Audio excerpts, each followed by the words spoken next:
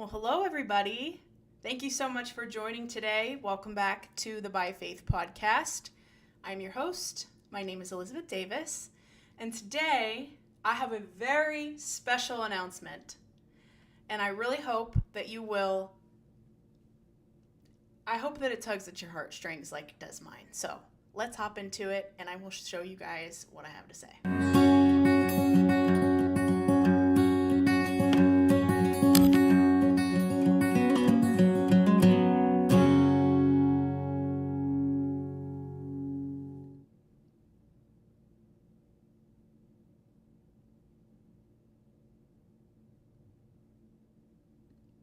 Well, thank you so much again for joining. My name is Elizabeth Davis. I am the host of the By Faith podcast, and today we're going to be discussing Michael Tait and the recent essay allegations against him. And it's very sad, and this is another broadcast that I'm not excited to do. I don't find this entertaining, but I do want to bring this to you for educational purposes. And I do want to share my opinion with you. Now, while some people exercise their right to remain silent, I'm going to exercise my right to free speech. And as a United States citizen, I do have that right, and I'm going to be stating my opinion today. So please remember, all of these things are my opinion, and these are, as of right now, all allegations. Now, as far as my special announcement, today, what's the date? I should know. Today is June 7th, 2025. June 7th is a very special date in my heart because 7 years ago today, I uploaded my very first YouTube video.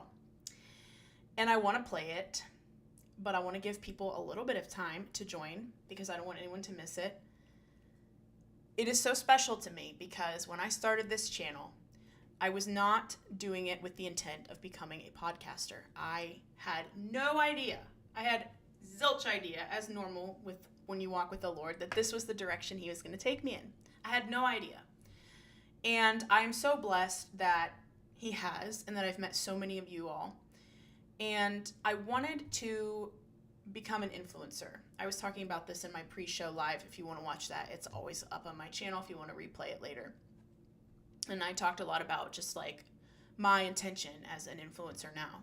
Because, you know, influencers kind of get a bad rap with like pushing products on people and stuff. And I didn't want to I wasn't in it for the money. You know, obviously, if you succeed as an influencer, you probably are going to make a decent amount of cash. That wasn't why I was doing it. I wanted to share my life with people. I wanted to share Jesus Christ with people. I wanted to show my life, and still do, want to show my life living as a normal Christian, at the time, girl, now woman.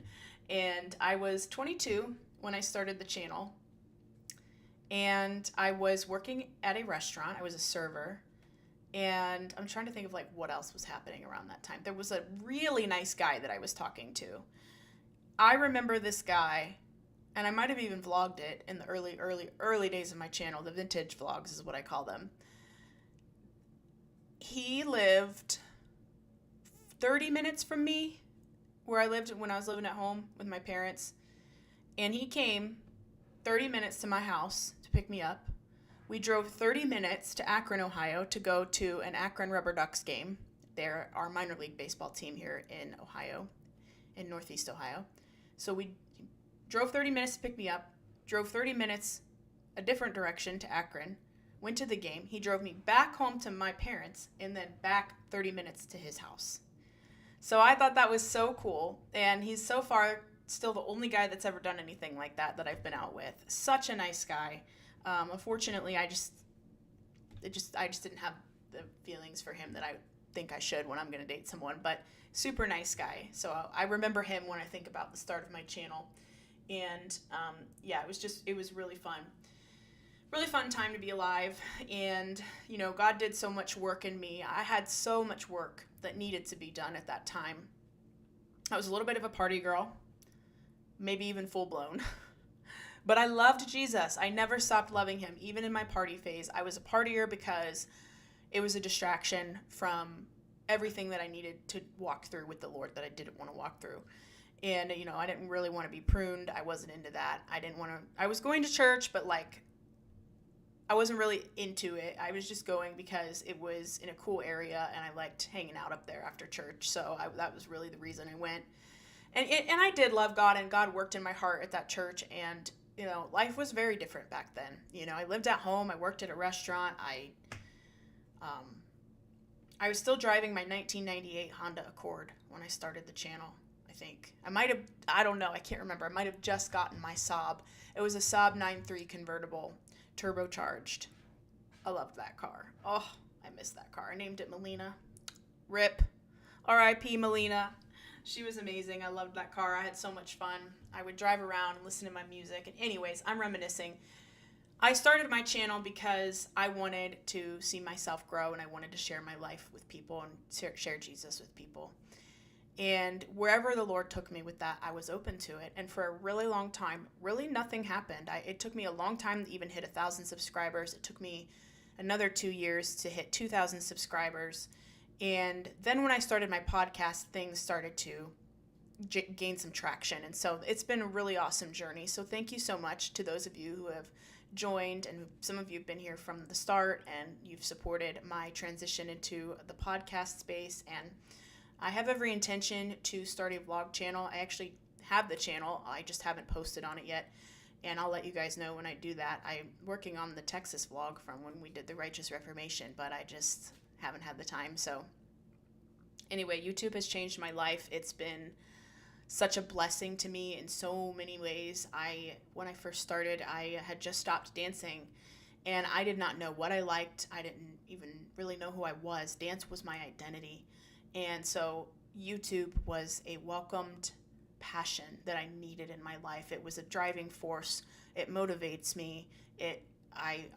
I'm called to do this. I've always been called to do this. I love being on camera, not because I'm full of myself, but because that's just the way the Lord created me to be.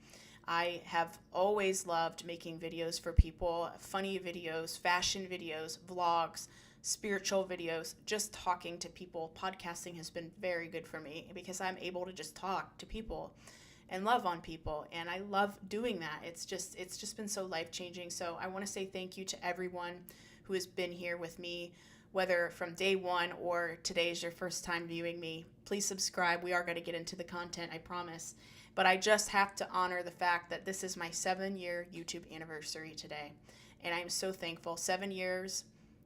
God loves the number 7, it seems. Apparently 7 is the number of completion, so I really hope that this isn't the end of my channel. But I told the Lord the other day, not even thinking about my anniversary or anything, I just was praying, and I said, God, do you want me to give this up? I always ask him that. I've always asked him, do you want me to give up YouTube? Like, I surrender this platform all the time to him, thinking, like, whenever you want to take it, if you ever want to take it, it is yours. And there was a time where I actually wanted to quit, and I felt like I wasn't supposed to quit, and I couldn't understand why. I'm like, it's not fruitful. I wasn't growing. I was not enjoying making videos anymore, which was a big reason why I wanted to quit. But the Lord just kept nudging in my heart, just keep doing it. You don't have to be super, influency, just make a video, post it, stay consistent. And I did. And I'm so glad I didn't quit, because I wouldn't be here today. And I think that this is a place that I am called to be. So with that being said, I want to play my very first YouTube video that I ever created. It's very short. It's only about 6 minutes. And before we do that, you guys know I didn't forget. You thought I forgot. I know you guys sometimes think I forget. I don't forget about my LaCroix. I actually want to do like a brand for not a brand, but like a brand shoot or ministry shoot for By Faith Ministry, or By Faith whatever. I don't know. It's not registered as a ministry or 501c3, nothing like that. If I ever register anything for By Faith Ministry or By Faith Elizabeth, it'll be an LLC. I don't think I'm going to go the 501c3 route. Anyways, I want to do like a little photo shoot where I get headshots for my profile photo and for my YouTube banner and for Instagram and all those things. And I want LaCroix to be a part of that photo shoot because I love it. And you guys seem to think that it's cool. So anyways, let's play the video. So this video, I didn't record it on June 7th, but I did upload it June 7th, 2018. 7 years ago today, y'all. 7 years.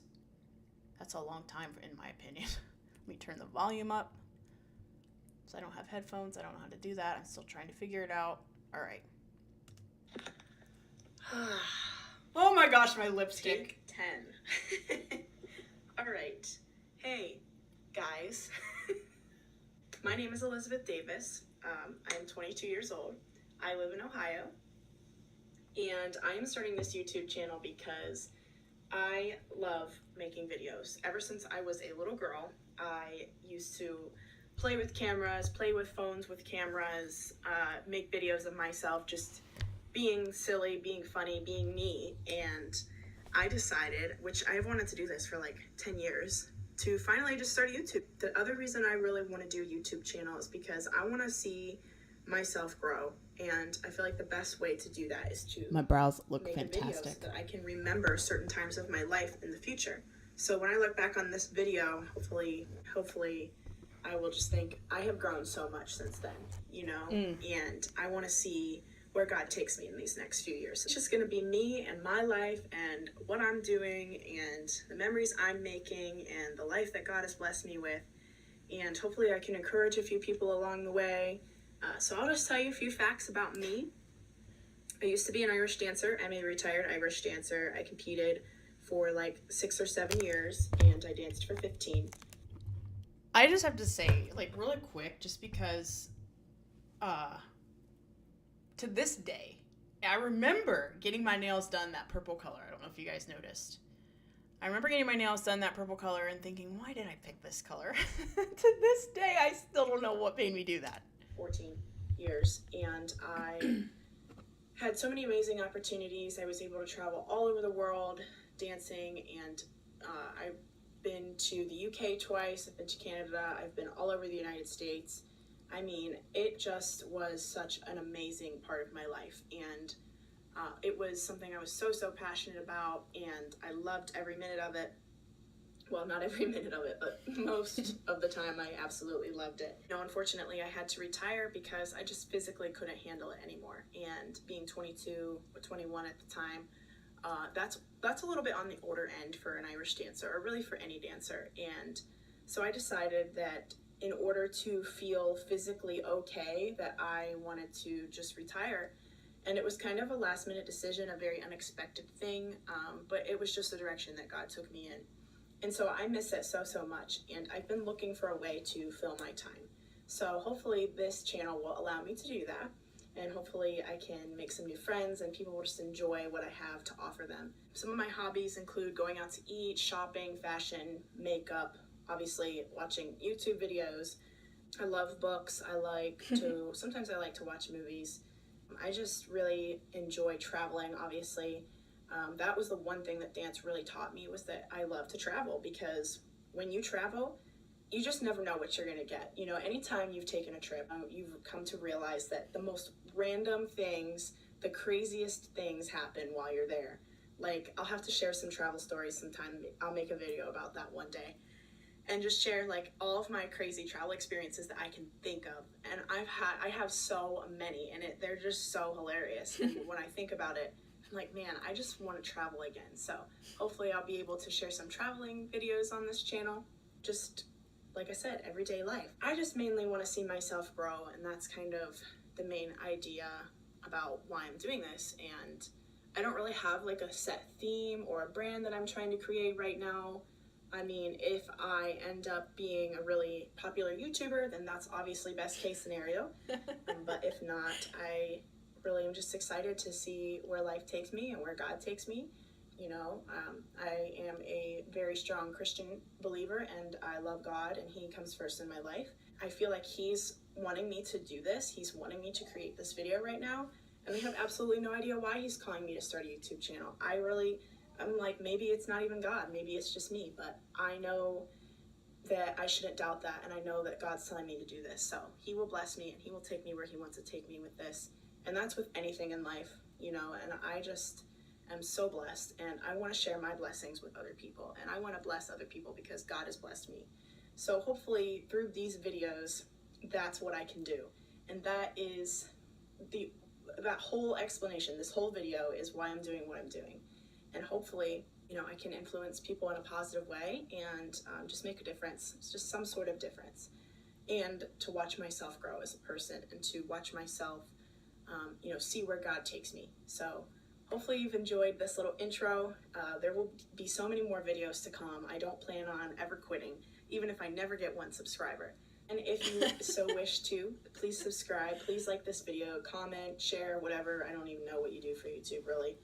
Stay tuned for my next video. I have so much more to share and so many more things that I'm going to be doing. So stay tuned. Thanks. Bye. Maybe I'll do like I don't know. What should my outro be? I feel like that's a thing. Like, you have to do an outro. I'm not doing an outro. That's my outro. See you later. Oh, Lord. That was, the last part's a little cringy, but, can't be perfect. It was my first video. Yeah, that was a great time to be alive. 2018 was a good year. So thanks for letting me share that with you guys. Yes, someone said in the chat, like, those are some hoops. I wore some really big hoops. I still do, but, like, they kind of hurt my ears, and I'm not into that anymore. I used to be, like, intolerant to pain, and I had a high pain tolerance. I think I still do, but I don't need to be uncomfortable. Like, it's okay. There's other earrings that you can wear that are cute. You know what I'm saying? All right, so let's get into today's content, because I haven't read the Julie Roy's article. I just saw it on her X that she shared, like, a really quick snippet of the headline of the article about Michael Tait. And I don't really know what to think. I mean, I obviously stand with the victims. That's the title of my video. I stand with the victims. I believe them 100%, all the way from start to finish, every single one of them. I believe this is true. I believe that there's probably more victims, and I believe that Michael Tait groomed these men. Maybe women. There could be women victims as well, and I hope that they come forward and share their story, because there's always a place for your story to be shared. And if you have been essayed, I'm so sorry from the bottom of my heart, and I know how that feels, and I know what that does to you. But what I will say is there's healing to be found in the Lord, and the Lord wants us to process our trauma with Him. So I want to read the article similar to how we did last week. If you saw that broadcast, we talked about Heather and Landon shot, and I read an article to you guys. We went over it about Heather and Landon starting a ministry to help human trafficking survivors. So I shared my thoughts on that. So it's still on my channel. You can always view my previous live videos. I always keep them up. They're in the little live tab on my channel. If you go to my channel, you go click the live tab, and all of my live broadcasts will be there. And you can watch whichever one you want. So anyways, I haven't read this article. I will say this is not a kid-friendly video, so if you have children in the room, I highly recommend you turn your video down or turn it off and watch it later, or just be aware that there are some very graphic stories, very graphic content. It is not child appropriate, but also at the same time, I do think it's good for children to be aware that these things happen in the church and in Christian ministries. So, former Newsboys frontman Michael Tait accused of SA, grooming, substance abuse dating back to 2004. So we're talking 21 years. Michael Tait is a very talented man. This is very sad. God has given him a lot of talent, and he used it for the devil. Allegedly, in my opinion. So, it's been called Nashville's worst kept secret. For decades, the allegations have circulated that Newsboys frontman Michael Tait, formerly of DC Talk, had groomed and sexually assaulted numerous victims. Also, this is written by Jessica Morris. I just like to shout out the writer of the article, the journalist. After 2.5-year investigation by the Roy's Report, which included interviewing more than 50 sources, the Roy's Report has documented Tait's alleged predatory pattern with stories dating back more than 2 decades. TRR also has corroborated allegations of Tait's alcohol and substance abuse with multiple sources. 3 men spoke to TRR alleging that Tait befriended them individually on Christian music tours in 2004, 2010, and 2014. They were all 22 years old at the time. The 2 men stated that they were drinking alcohol with Tait and later awoke him fondling their genitals. That's not easy to read about a Christian man that gets on stage and worships God in front of hundreds of thousands of people on a regular basis. Cool. Horrible. Absolutely horrible.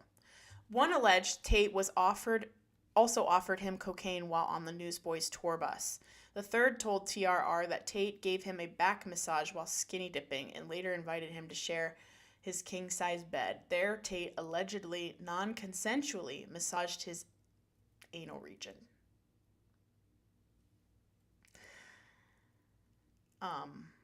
Wow.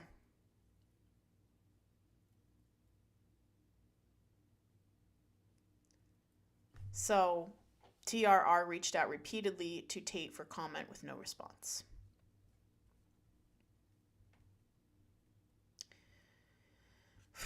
Okay, from DC Talk to Newsboys. Tait's career has been nothing short of spectacular, starting with the band DC Talk. Winning 4 Grammys before their hiatus in 2001, Tait, along with fellow Liberty University alumni Toby Mac, and Kevin Max, made history in contemporary Christian music. In their 2019 book, Jesus Freak, Will Stockton and Dee Gilson call the band nothing less than the Beatles of Christian music. I wouldn't agree with that at all, but that's all right. DC Talk's album, Jesus Freak, spent 79 weeks on the Billboard 200 list and sold more than 3 million copies. Since the band's never-ending intermission started in 2001, mystery has shrouded the future of Christian music stalwarts. And despite all 3 artists collaborating on multiple songs, a Jesus Freak cruise, and a reunion on Toby Mac's latest album, Life After Death, the band never got back together, and it seems it's unlikely it ever will, well, especially now. Has Toby Mac said anything? Has he come out and said anything?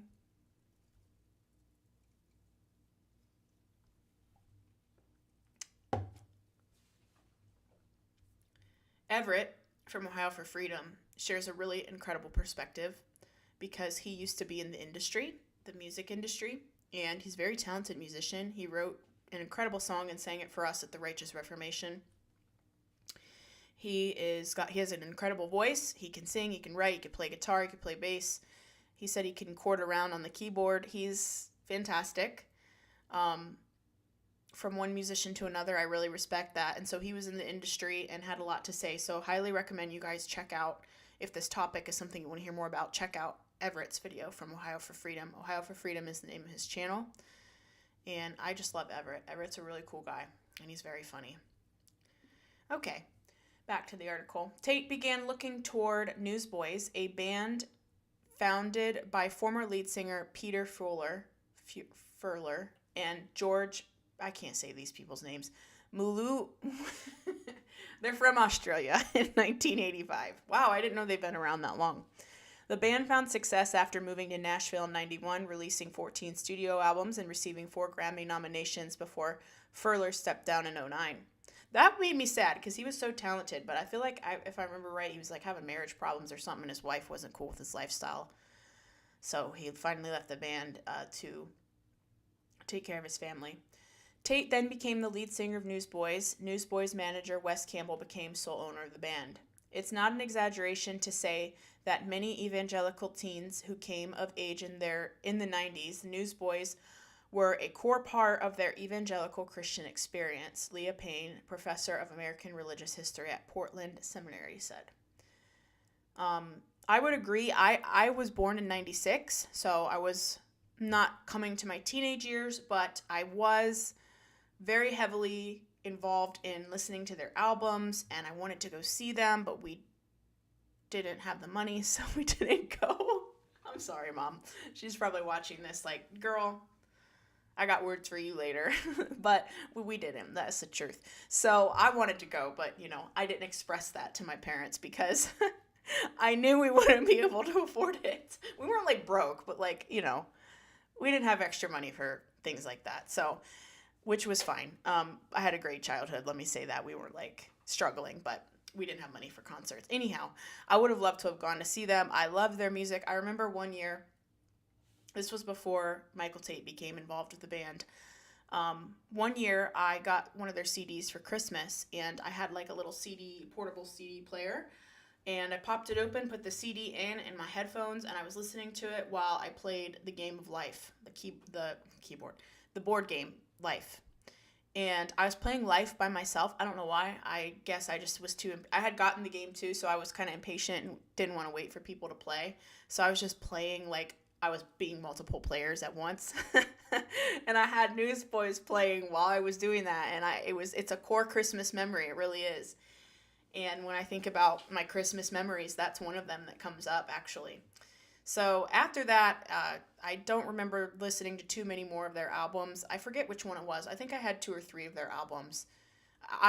If I saw the cover, I would know it, but I don't know the name of the album. But it had some really good tunes on it. They had good music. So it's not an exaggeration. Oh, I already read that. They reformed in some ways as an ongoing supergroup, but notably recruiting Michael Tait was 1/3 of these talk. They've really had a second life that sort of gives voice to the American conservatism. What? Why? Because he prayed over Trump? She's in love with Trump, by the way, in my opinion, which happens to be correct. I think she's in love with Donald Trump, or at least the money that he has. During Tait's time with the band, the Newsboys would score 4 number 1 albums on the Billboard Christian charts, with 2011's God's Not Dead reaching gold status. The album and the subsequent lead song's success led to cameos in the multi-million-dollar film God's Not Dead. The first film alone secured $60 million internationally at the box office for Pure Flix Entertainment, multiple successful Newsboys tours, and a swath of merchandise sales for the band. How do you guys feel about Christian artists such as Newsboys or, I don't know, like Brandon Lake making millions from people going to their concerts? I have mixed feelings about it. While I think it's great that we have these alleged Christian people leading worship and doing Christian entertainment, and I understand they need to make a profit, and there's tons of people that they need to pay, and they have to pay the headliners, they have to pay their managers, they have to pay lights, crew, sound, all of that. I get all of that. But the artist makes a huge return profit, in my opinion. I feel like, I don't know, because I would love it if I ever made it as a musician, like if I just decided I'm going to go for it and I had success. I don't know. I get it. Art is something that is very personal to the creator. And as an artist myself, I understand the need for profit. I get that. You have to make a living. I just feel like sometimes they charge a little much for concert tickets. Like, I was looking at Brandon Lake's concert tickets recently, and they're pretty expensive. Like, I paid to go see Mumford & Sons $50 for my ticket. Now, I had fees and all that, but the ticket itself was $50. And it's general admission for the lawn seats. Or it's not seats, it's a lawn, so I'm not going to be sitting in a seat under a pavilion, but it's still significantly cheaper, and I don't know why Christian artists can't go to places like that are a little more budget friendly. No, we have to pack out huge stadiums for these Christian artists, and you go to them, and then half of the stadium isn't even full. So I'm just like, why am I paying? Why are you charging people? I'm not paying because I don't go, but why are you charging people that much money when you could easily do a concert where there's a pavilion and a lawn, and the lawn tickets could be $50? Like, that's very fair in my opinion. Mumford & Sons is a huge, well-known, world-renowned band, yet their ticket was way more affordable than a decent seat at a Brandon Lake concert where I can actually see him. There ain't a bad seat in the house at Blossom Music Center. No matter if you're on the lawn or if you're getting a drink or a hot dog, you can still see the stage. That's my opinion. I don't know exactly where I don't have all the answers. But that's crazy to me, in a sense. I almost clicked on my intro and played it again. That would have been awkward. Anyway, back to the article. Although there have been rumors of misconduct, Tait and his network's influence and ability to blackball people from the industry have squelched them, sources say.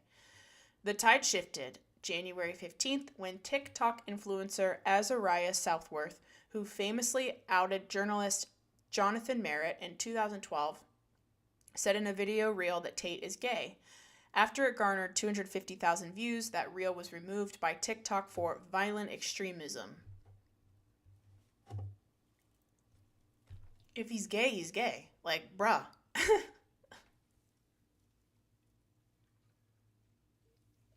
I didn't see the video. Maybe it was bullying. I don't know.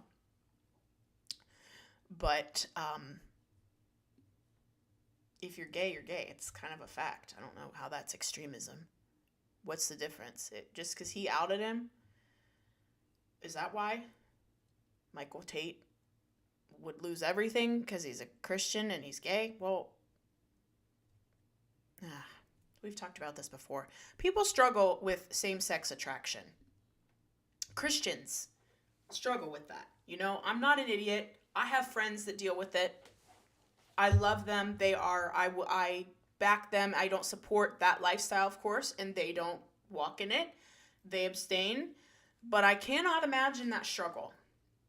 So I think that the body of Christ, another area we could improve on top of this whole essay thing, is maybe giving people a little more space to talk about their struggles. And not just for same-sex attracted people, but like people who struggle with addictions, people who have marital problems, who, they feel like they don't have any answers. Like, we always, not always, I'm not going to say that. There's a lot of really incredible Christian leaders who will listen to you and counsel you and help you, and you can be open with them. I have several in my life. Thank you, Jesus. I love these women so much. But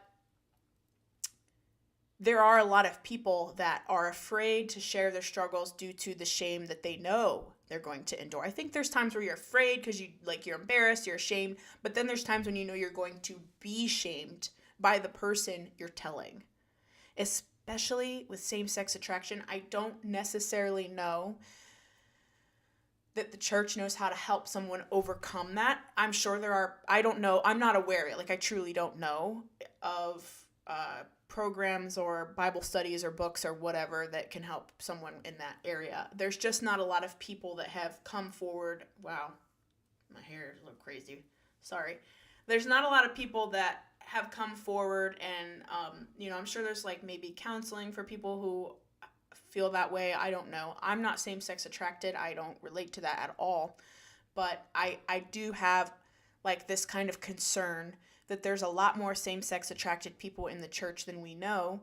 And a lot of that has to do with them not feeling like they can come forward. And just because they are same-sex attracted doesn't mean that they are going to essay someone or that they're a PDF file.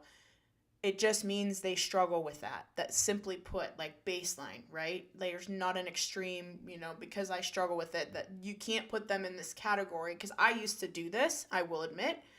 I have had to unlearn my way of thinking when it comes to anyone that is gay or struggles with same-sex attraction in the church. Because it's so suppressed, I always thought because they suppress it so bad, it manifests itself into a predator, which is crazy. That's not true at all.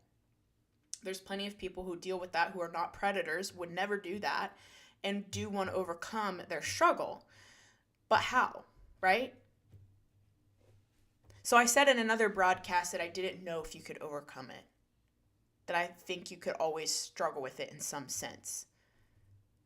And that's kind of what I meant, I guess. I don't know how, other than the Lord delivers you.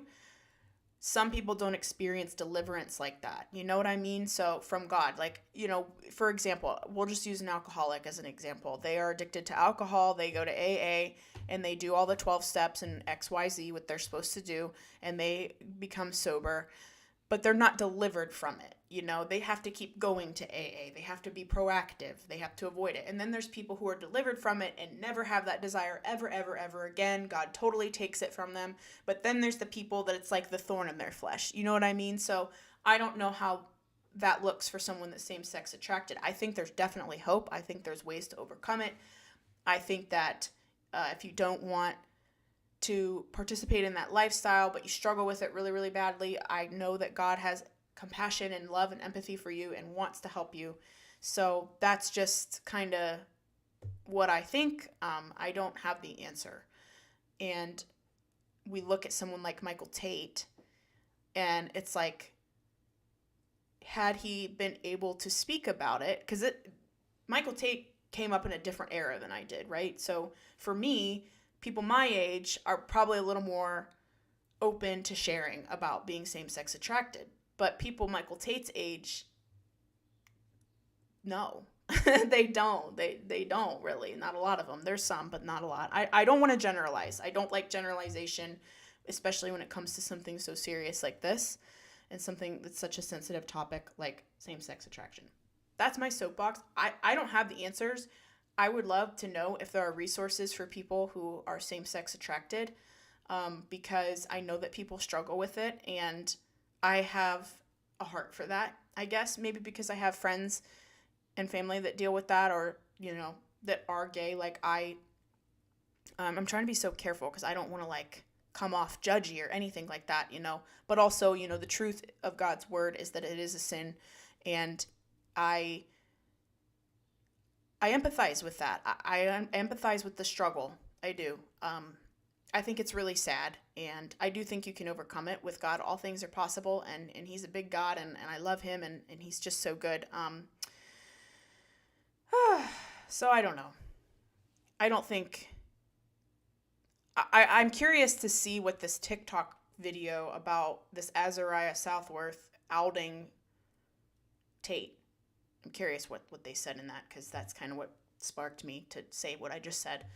Southworth did not provide evidence and went against journalistic ethics by publicly outing Tate's alleged sexuality without consent, but it was enough to disrupt status quo in Nashville, where the heart of Christian music's power and money reside.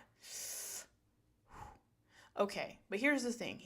I get that, like, you don't want to go against journalist protocol. I would never, ever out anyone that deals with that. Right? That's awful.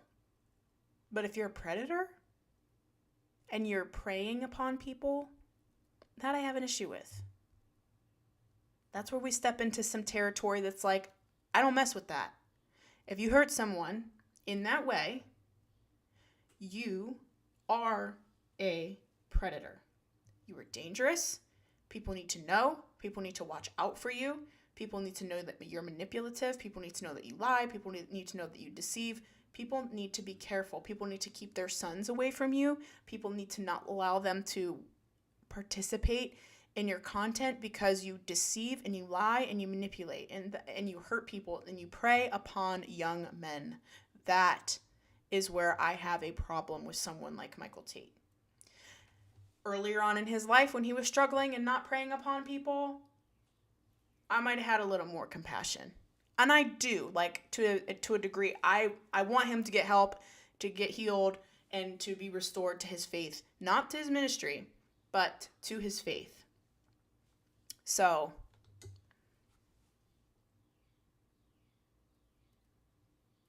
yeah.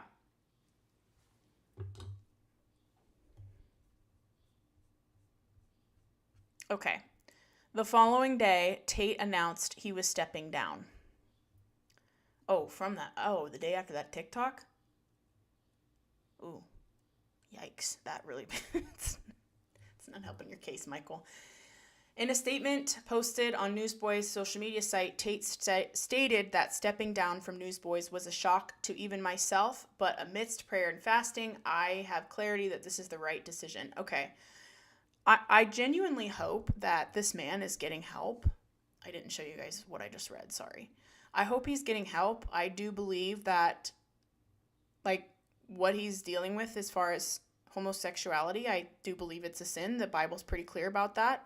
That's one of the areas in God's word that's black and white, and there's not really any gray area. There's not really any other form of interpretation. Yes, God loves you. God loves you. God cares about you. God created you. He didn't create you with this struggle. You have this struggle because we all have struggles, and we live in this fallen world. I have things that I deal with that are very serious to me, and very, we all have things that are just hard that we have to give to the Lord every day, right? And I think if you deal with same-sex attraction, it's kind of the same thing. You have to give it to the Lord every day. And I think that for me is the only thing I know to say to someone who deals with that. I'm not equipped or trained to help, unfortunately. Maybe one day God will show me that, since I do have a heart for it. But I think Tait knew that after that video, things were going to start coming out about him being a predator. And I really think that's why he stepped down. I don't think he stepped down necessarily because he's gay. I think he stepped down because he's a predator. There's a difference. Like, you're gay or you're a predator. They don't often, like, they can intermix, but to me, they're different. One doesn't equal the other, right? They're not interchangeable. You're very clearly a predator, Michael Tait. Allegedly. These are all allegations. It's for educational purposes only. YouTube can't take my video down if I say that.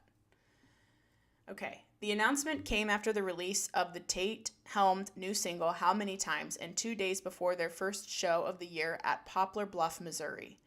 Band member Adam Agee told Fox 58 the band was scrambling to re-record the single, and a new version of the song led by Agee, I don't know how to say these people's names, was released soon after. The chaos left Newsboys fans asking for ticket refunds on social media or expressing confusion at the quick turnaround of lead singers. Despite this chaos, Tait has been out of the public spotlight since his exit and has not posted on social media since his statement. There's no evidence Tait stepped back from the band due to Southworth's allegations, but the timing alone was enough to give Christian music pause and survivors impetus to speak out.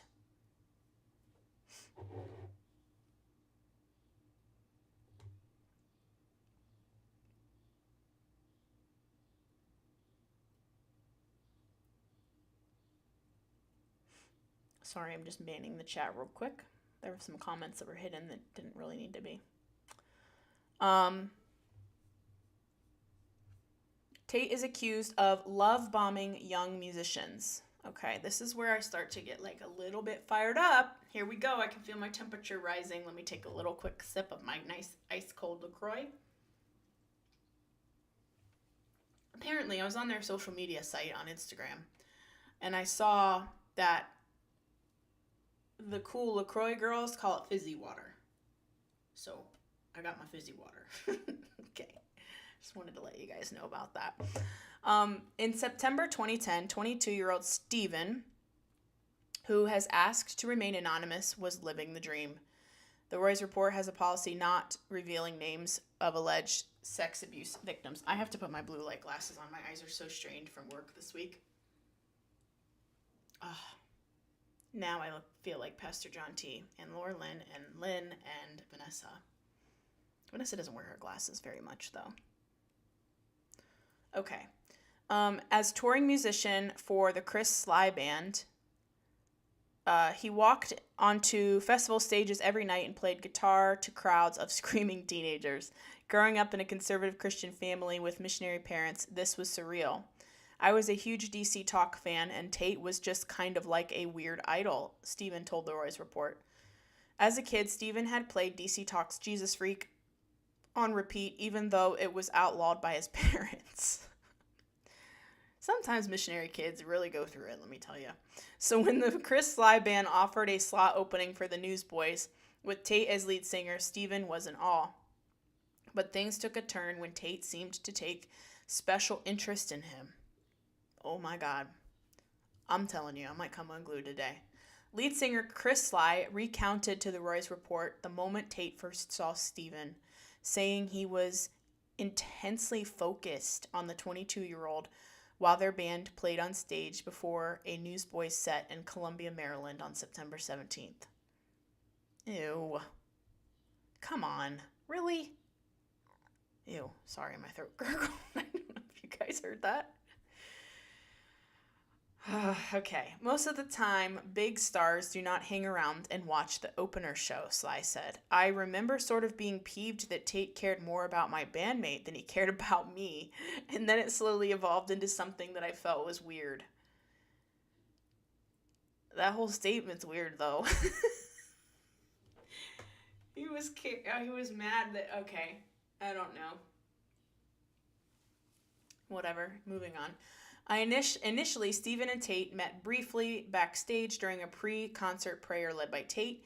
After the tour ended, Steven worked as a clerk at a store in Brentwood, a suburb 10 miles south of Nashville. It was here he encountered his childhood idol again 2 months later, and this time Tait gave him his phone number. Wow.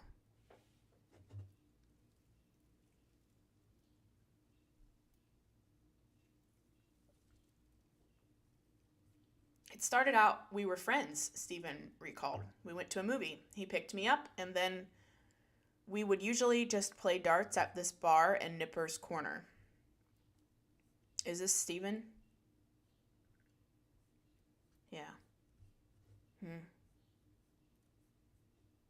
Steven wasn't fazed by the 21-year age gap between him and Tait, but Sly, who was both his bandmate and housemate, was acutely aware of it.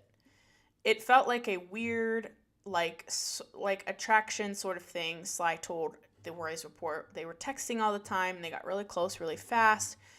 It was just love bombing. Tait was pouring it on Steven in really interesting and kind of gross ways looking back.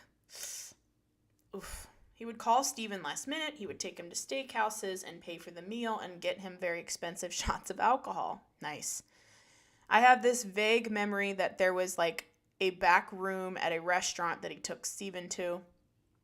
That kind of stuff is really impressive to somebody who grew up as a poor missionary kid, especially with someone like Tait who you think you're safe with. Ugh, this is horrible. I feel so bad for this guy. Tommy Lee, bass guitarist for the Chris Sly Band at this time, heard Steven describe the relationship between Steven and Tait. Steven would go out on the road with us, and he's like, yeah, I hung out with Michael Tait, Lee said. And we're like, oh, yeah, that's cool, but it was kind of weird too, you know? I didn't know anything about Michael personally. I just assumed maybe Michael was just being a nice dude, you know, trying to help him out or something. But then he was hanging out with him more, and I did think it was kind of weird at the time. By January 2011, Tait and Steven had become fast friends, and Steven didn't think twice when Tait invited him to meet at his home in Brentwood, a 4-bedroom, 3-bathroom mansion sold by Tait to his former Newsboys bandmate Jeff Frankenstein later that year. Steven presumed he and Tait would meet there before going out to a bar, but Tait invited him inside instead. Steven told TRR they sat in the kitchen and Tait offered Steven a drink. He was real hush-hush, Steven said. I later found out that he had a family living with him, and they were unaware I was there. What? Steven said Tait poured him highball glasses of Maker's Mark bourbon. He drank 3, with Tait egging him on, as Tait said. Tait was also reportedly drank alcohol heavily.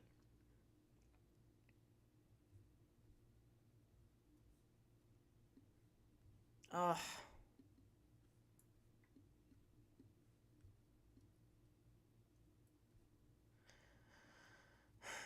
Then, feeling sick from the alcohol consumption, Steven vomited over the second-story balcony. Feeling dizzy, he went downstairs and lay down in the backyard. Tait followed him.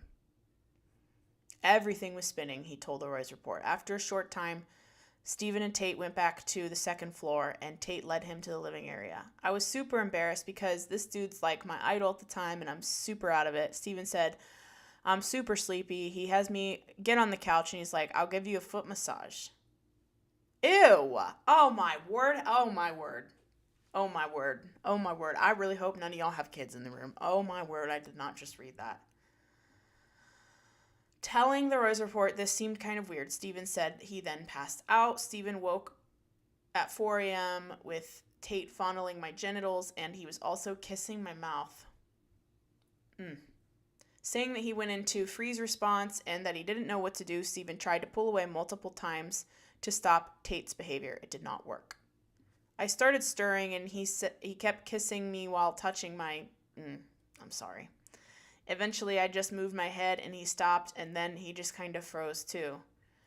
15 years later, Stephen still remembers what time he left Tait's house because it was done in secrecy. I left before 6 a.m. when I figured out they had a family living with him, that he had a family living with him, Stephen said. He needed to get me out the door before the kids started waking up for school. Wow, that's awful. How horrible. Okay. When Stephen arrived home that morning, he told Sly that he had slept over and that Tait had given him a foot massage. He only told his girlfriend about what followed. The Roy's report has reviewed text messages between Stephen and his then-girlfriend corroborating that they discussed the incident with Tait multiple times throughout their relationship before they broke up. 2 weeks later in the tour, Stephen told his bandmates about Tait giving him a foot massage but refrained from sharing the rest of the detail because he was embarrassed. I very much did not want to be excommunicated from Christian music, he told the Roy's report. All right.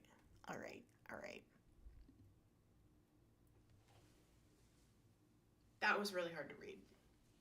I haven't read this article. I think I said that before this broadcast. Stephen, if you're watching this, I am so sorry.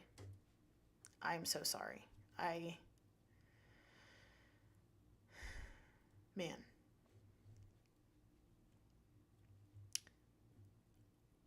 That's just horrible.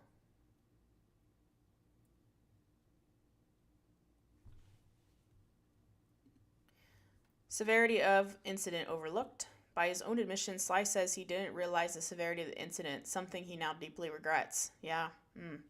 When Stephen told us originally about the Tait incident, we played it off like, oh, you're so gay, you probably brought this on yourself, Sly recalls. Oh, Chris Sly sounds kind of like not such a nice guy himself.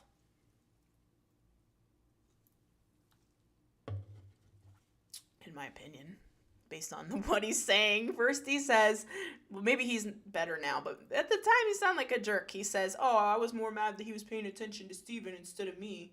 Now he's saying, oh, we played it off like you're so gay, you brought this on yourself. Like, dude. I can't hear the man's tone, though. Maybe he didn't say it like in a jerky way. Lee also remembers this conversation, was not aware Stephen was also allegedly sexually essayed by Tait. He was in the van with all of us telling us his story, how he threw up, and then Tait gave him a foot massage. Lee said, I did think that was incredibly odd, but I didn't do anything at the time. Like Sly, Lee also said he didn't realize how negatively the incident impacted Stephen. This is a really long article.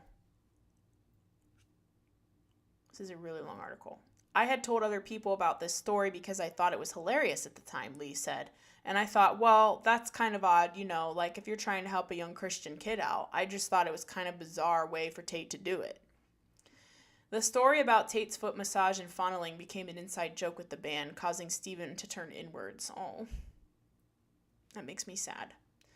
But he stayed in contact with Tait, believing him to be his friend and calling him his idol. Tait was basically the top of the food chain, Stephen said.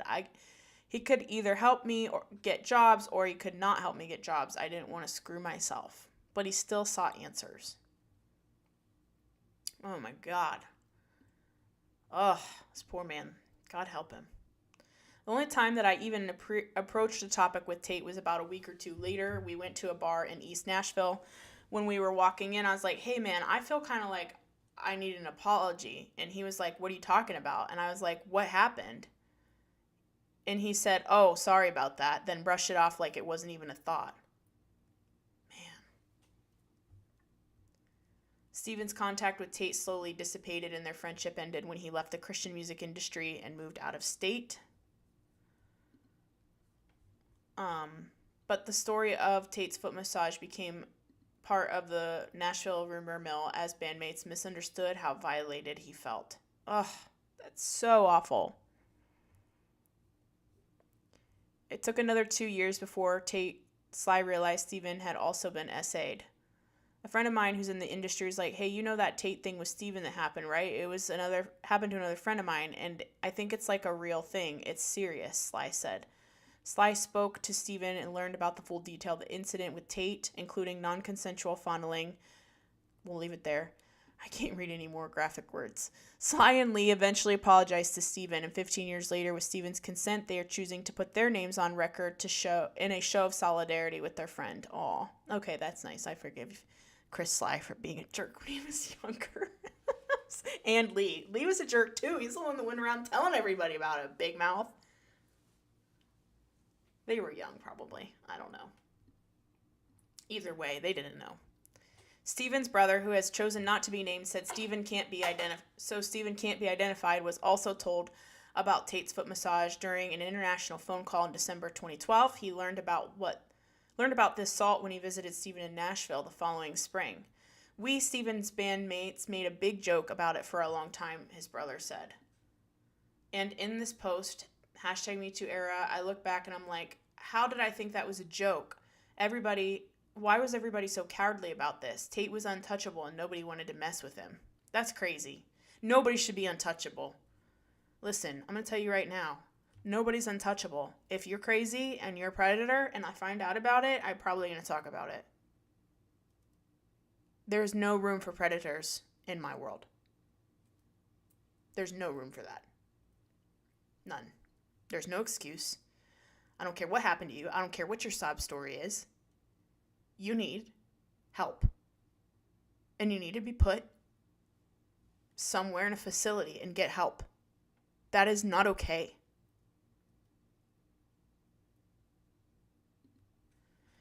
Steven's brother also saw the firsthand toll the alleged essay took on Steven's life. A couple of years after that, he kind of talked about it again. He broke down sobbing about it because he was making like $150 a show as a musician.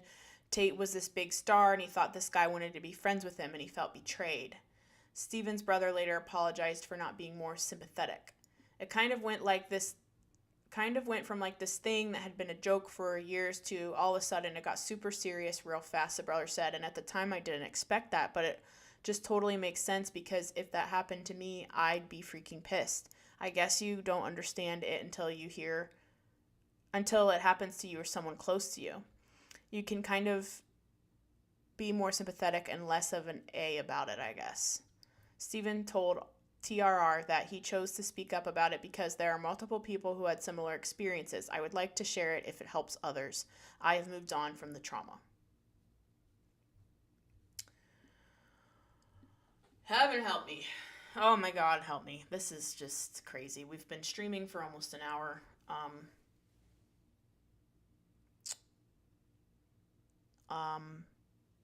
That's so sad. Like, I understand he's moved on and all of that, but I can't imagine, or I can actually. I can't imagine. I can't imagine. It was his livelihood. He looked up to Tait. He just wanted a successful music career. He wanted people he could trust around him. He wasn't looking to do any of that. This wasn't the first time Tait allegedly groomed a young male. 6 years earlier, the rock star swapped phone numbers with a worship musician named Philip, not his real name, at a gig in the Midwest. This time, he invited a 22-year-old to stay at his house. So it seems like Michael's house is where these things take place and where he's able to get to his victims. This is why I don't go to men's houses. That's why I don't go. This is exactly why. Like, I'm telling you.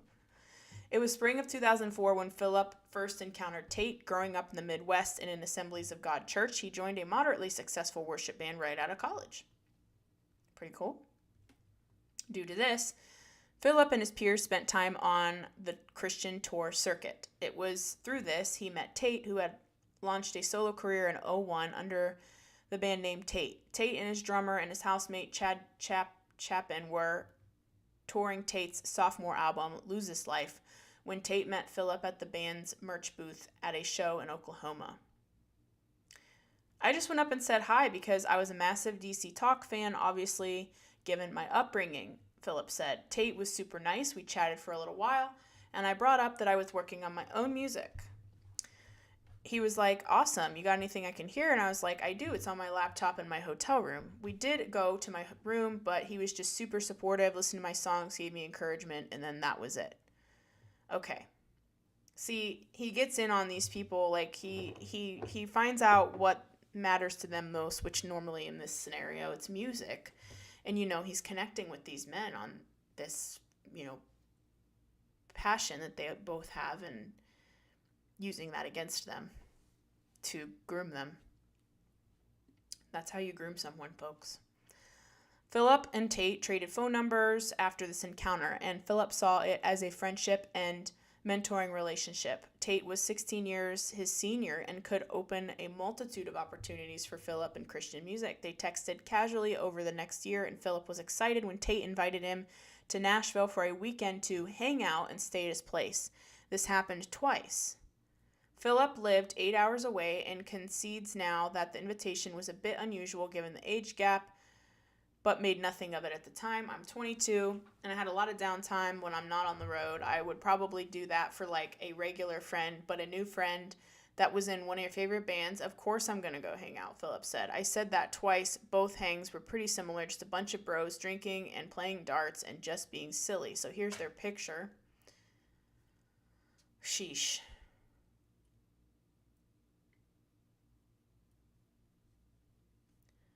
Nothing caused Philip concern more during his weekend at Tait, so his guard was down the second time he visited in 2005. He recalls there being lots of beers and cigarettes while the group spent time at Tait's place. I just pictured the smell when I said that, like beer and cigarettes mixed together. That scent is just not good. I don't think it smells terrible. Philip was in control and was sober by choice. This was a requirement in his religious upbringing for his standing in the worship band he played for. Despite this difference, Philip was accepted and comfortable among Tait's friends. He recalls that late into the night during his second stay, someone suggested they go skinny dipping in Tait's spa. Philip remembers what happened next viscerally. Everyone was just shucking their pants and jumping in, and I was like, oh wow, they're actually doing it? I'm the new guy, and I'm not very shy about that stuff, so I did it too and hopped in. But when people started leaving, Tait became more intimate with Philip. Oh my God. I really should have read this before I did this. Woo, okay. This is horrible. This is demonic. Demonic. The guy started peeling off relatively soon after that, and at some point it may have just been me and Tait left in there, Philip said, and he started giving me a back rub. This kind of behavior wasn't unfamiliar to Philip or the Christian music industry. According to multiple sources who have and currently tour Christian music, the type of locker room behavior, often involving nudity, massage, beer, cigarettes, and in this case skinny dipping, has frequented Christian music spheres of influence for decades. Interesting. Andrew Welch, a former member of the Christian rock band Disciple, described this type of behavior as horseplay, stemming from boredom and being in close quarters. He told TRR that it was a way of bonding and it didn't seem harmful at the time. While there are more reserved bands, this culture makes it normal for there to be naked bands on tour. While Newsboys were not classified this way, he added, Tait was known for wearing less clothes. That's so weird. Bro, that's weird.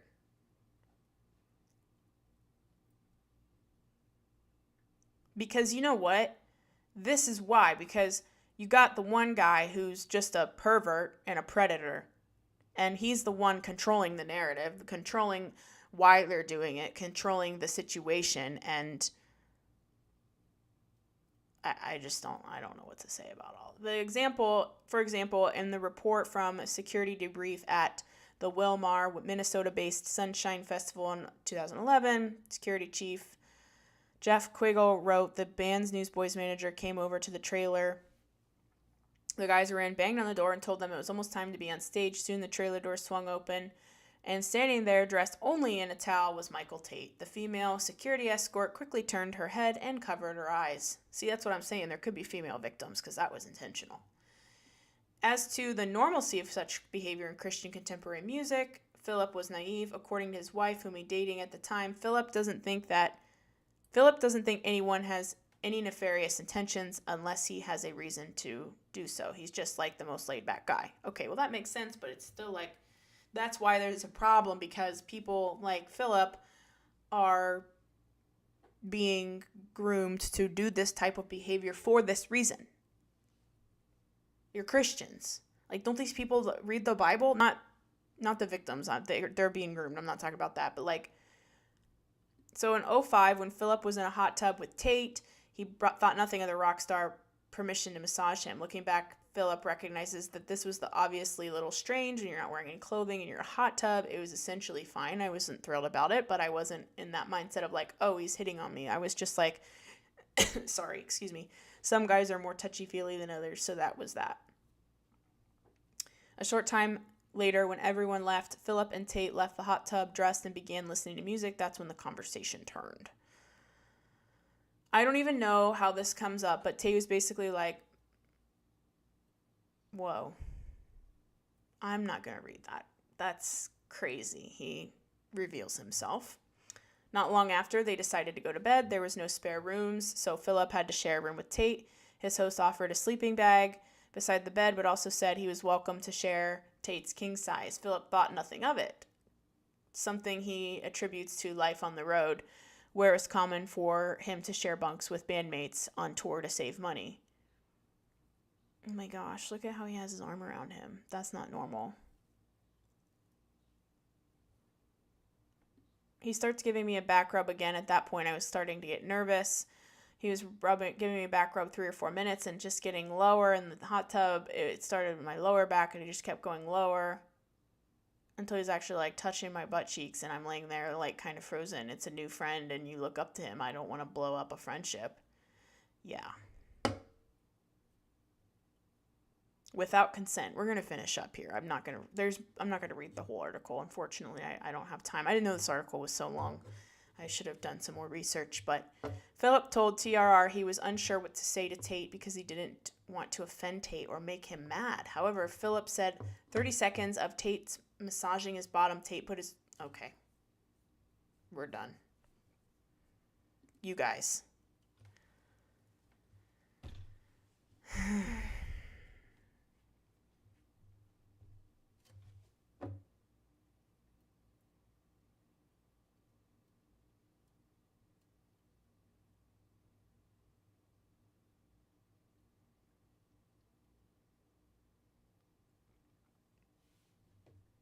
I'm just reading in the chat.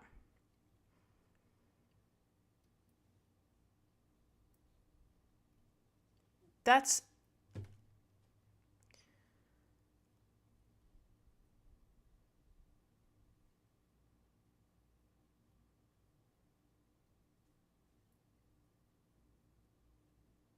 So basically, after that situation, Tait ghosted Philip. I just read a little further down. He ghosts him.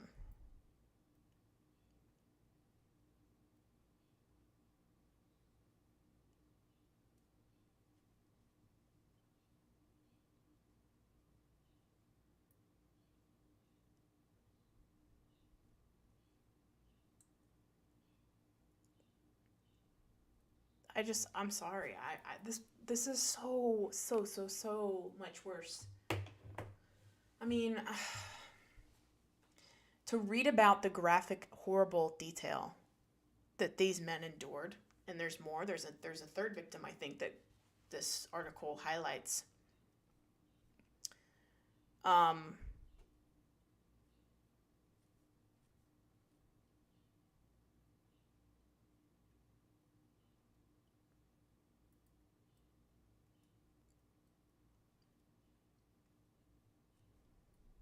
It was a man named Taylor. Built a rapport with Newsboys. They were drinking.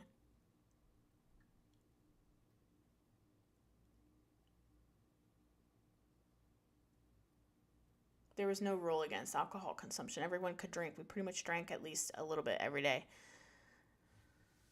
So they're like, Christian music is like, this is, okay, I just want to say, this is not only highlighting Michael Tait, but it's also kind of exposing the way Christian music artists really live their lives, and it's really not that different from a rock star. So,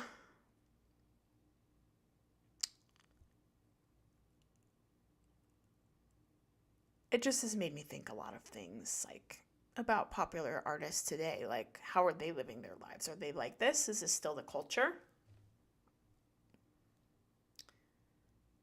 He was really into giving people massages. So he gave the third guy one too, and it's like he's like, Philip was sober, but the other two were describing like almost like he roofied them. Like that's the way that they're describing the feeling in their body. They're describing that happening, and oh my goodness, oh.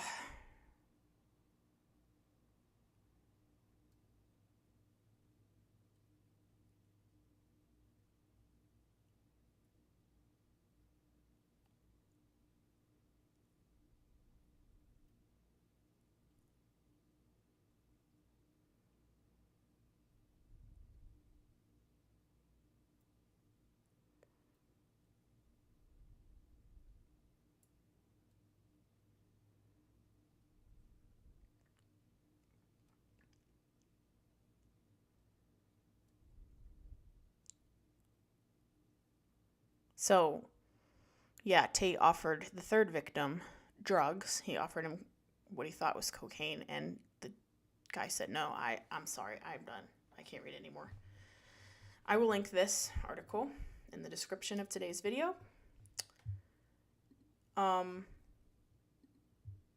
This is absolutely terrible, and I hope that more people cover this because, like, this man should never have a career ever again. That is so horrible.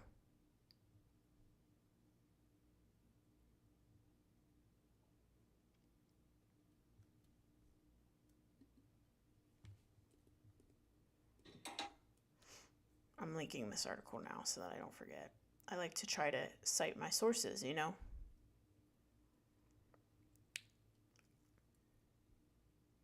What do you guys think? Someone said exposing is very important. Well, thank you for giving me a place to do that. I don't enjoy these types of videos at all, but I find them necessary because I want people to know, like, who you should not trust. And I want people to know, especially people that are young, what grooming looks like. And it can happen in the church, it can happen in a career, it can happen absolutely anywhere. Anyone is capable of grooming anybody. And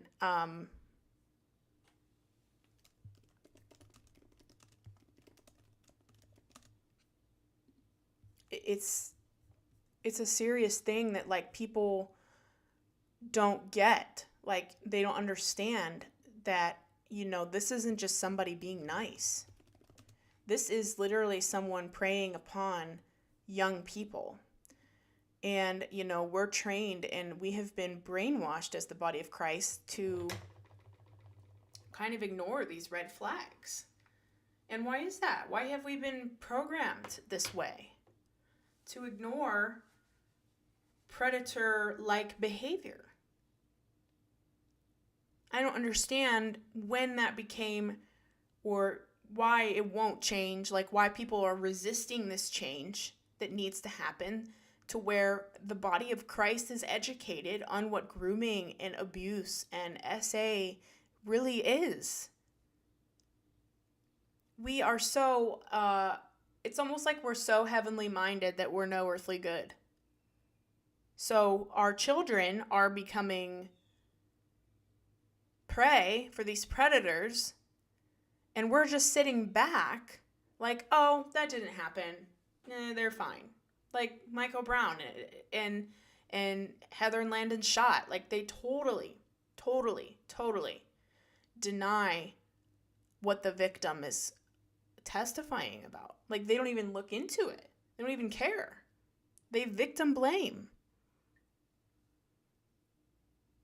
Like, I'm sorry for whatever happened to you that you didn't get justice for, but that doesn't mean it should continue to happen to other people.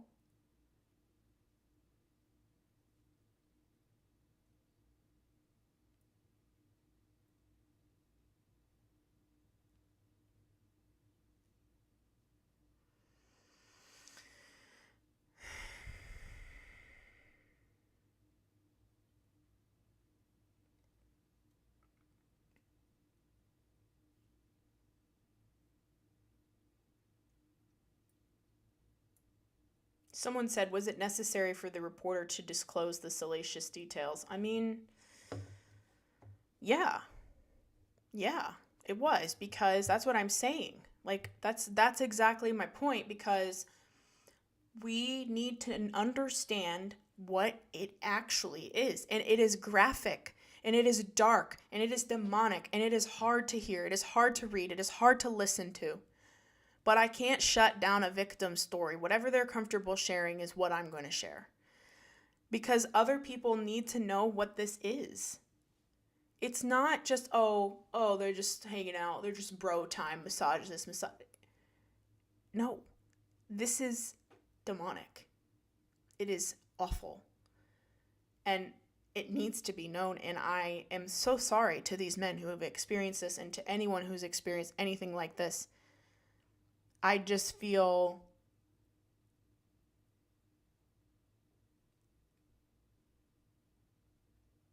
some truth seeker said, we are too compliant, complacent, and fearful to speak. I agree.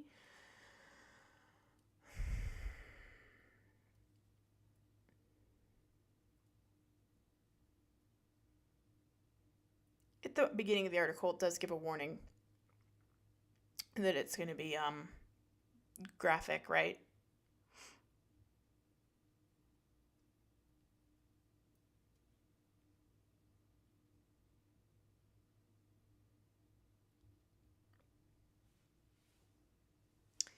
Just has me wondering, like, who else in contemporary Christian music is a predator? Because that's the culture. To rip your clothes off, jump in the hot tub, like, I would never. I could never. People do it. I'm not judging, but it shouldn't be the culture. And it's simply for people's protection that I think that, like, you want to have bro time, keep your clothes on. Just to protect yourself. If they make fun of you, who cares? Who cares?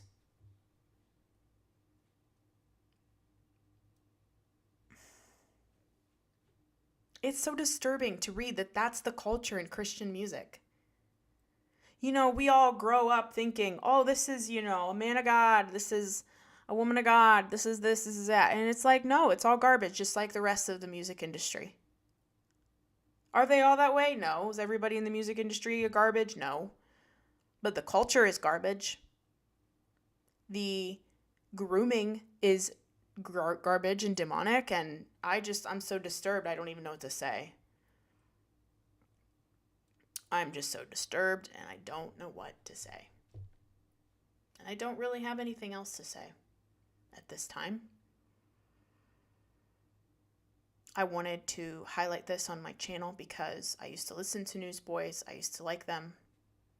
I used to like Michael Tait. I used to think he was cool. Whatever,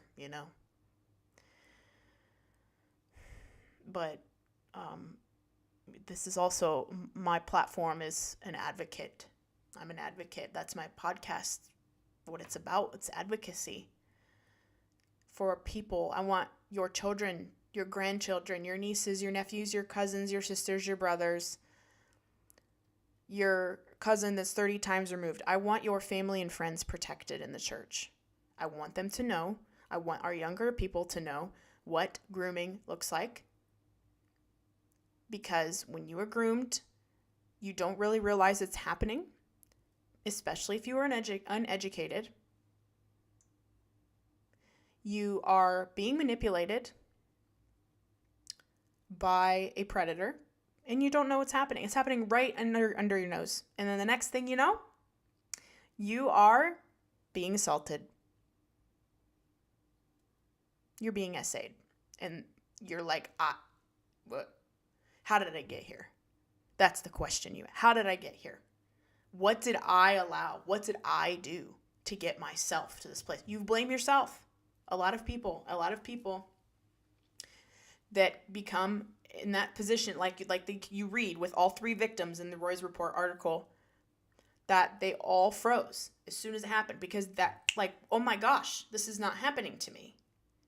I can't believe this is happening to me. I know about this. I know SA happens. I know this happens to people. I never thought I'd be a victim. How did I get here? That's what the freezing is. How did I get here? What do I do? I don't want this. This isn't what I thought was happening. I'm not on the same page as this person.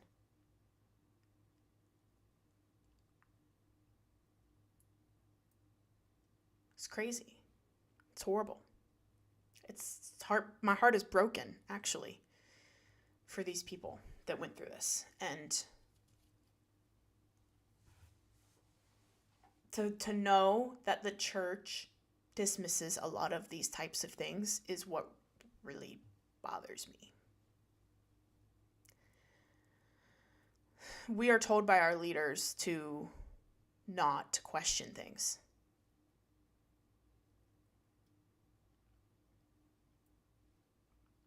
So, yeah, that's all I've got for you guys today. Yeah, prayers for the victims. Someone said, Kimberly Vale said, Tait is a vulture. Yeah.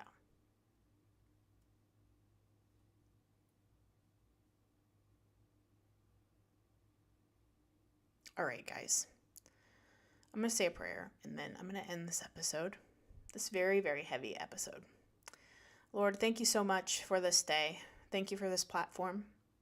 Thank you for 7 years on YouTube.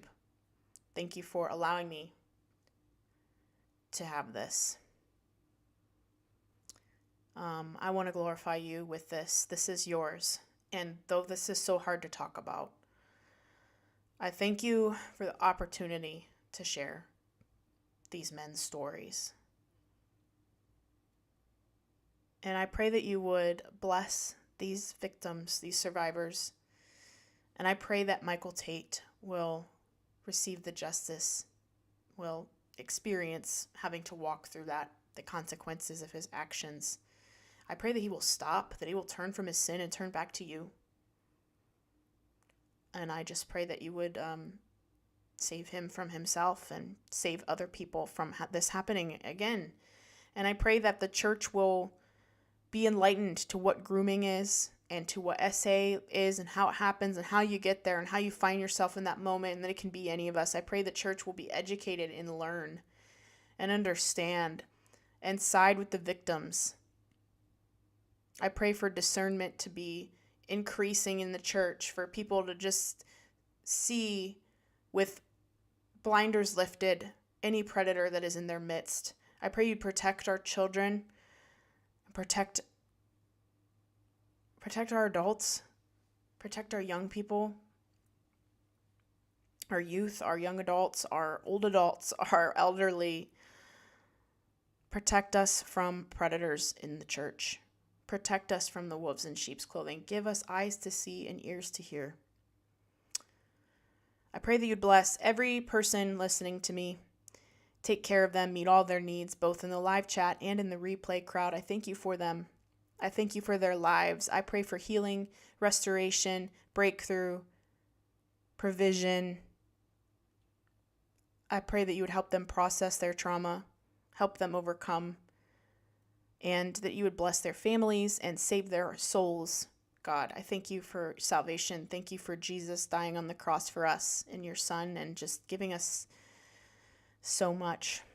You deserve everything that we have.